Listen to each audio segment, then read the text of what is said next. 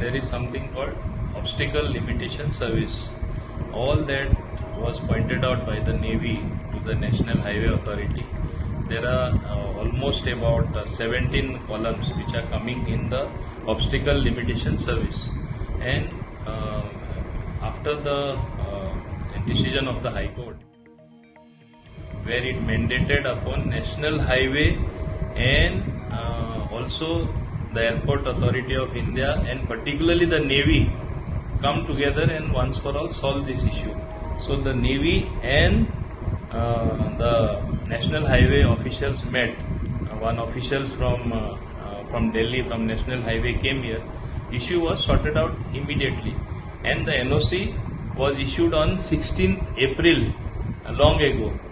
I did not deliberately comment for the simple reason you have seen how much of negative publicity some people sought to take out of this issue, politicizing some necessity which is there for the people, which is required, the flyover coming so that people are not obstructed as the heavy traffic, heavy trucks, heavy trailers flow from Mormugao port. The whole intention is not to punish the local population who live in those areas, but some people took it upon themselves to make a issue that we want to stop, the state government wants to stop Dabolim airport, and that's why we are purposely having high pillars. I don't know from where they get these ideas, something unthought of in a civilized society where people holding position make such far-reaching statement. Now the simple thing is, the Navy and National Highway sat together, sorted out the issue. As many as 17 pillars have been shaved, means they are not going to be at that height what was originally envisaged because of the obstacle limitation service, OLSS they call it, and this issue gets automatically sorted out. It was as simple as that.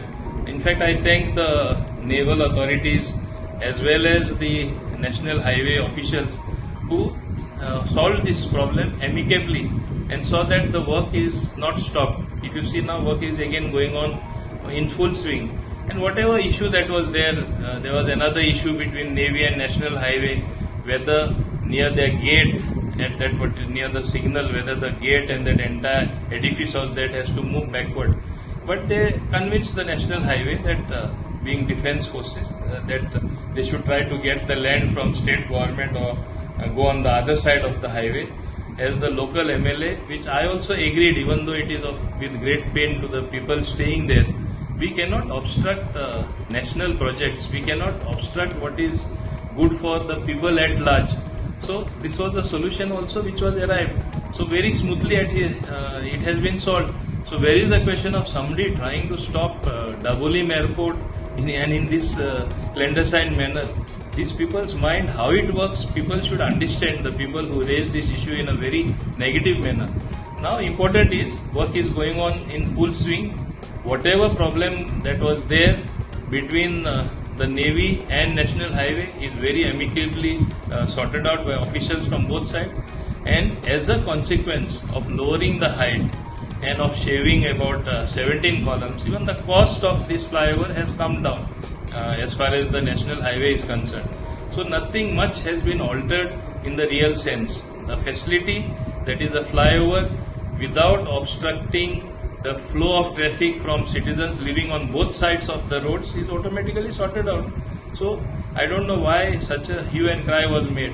Another thing I want to bring to the notice of the people concerned, that there is always propaganda that was going on in the past, and even now some people try to rake up. Dabolim airport will close down.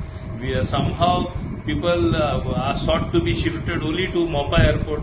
In fact, if you look at the present day arrivals, departures, the traffic that is incoming and outgoing at Dabolim airport is almost double of that of what is happening at Mopa. So where is the question of closing this airport?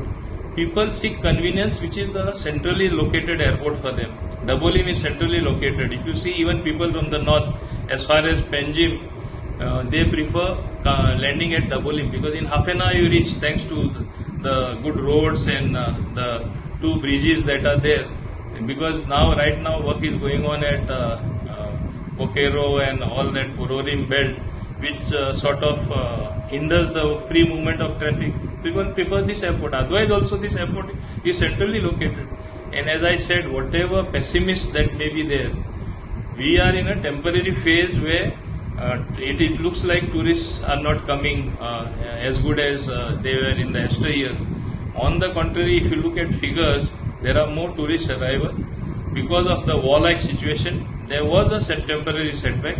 Again, it will get back to normal sooner than we expect. So Goa is in the right hands, led by our Honorable Chief Minister Dr. Pramod Sawant and his entire cabinet to help him. I don't think there is any shortcoming of that sort to be alarmed, but people want to be alarmist to create panic among the people and sort of create a negative atmosphere so that they thrive in negativity. The task of these people is create a negativity, then they work on it and they thrive on the negativity. Show me one positive thing these people who have brought about this negative situation. Show me one positive thing that they have done for the people. What do you expect from people who are activists? They will continue the activism. I wonder how they came in this field. They should go back to activism and not do this type of things where you keep on obstructing even good public project. So this type of things should be not happening in a decent atmosphere where reasonably good citizens think well for society. I don't think we should expect this thing. At least when you hold certain position, you should be a dignified person. You should work with dignity, with good etiquette as to what to address, how to address, what to say. तुम्ही पळयतात गोंयकारपण, गोंयकारांचो गोंयकारा खातीर.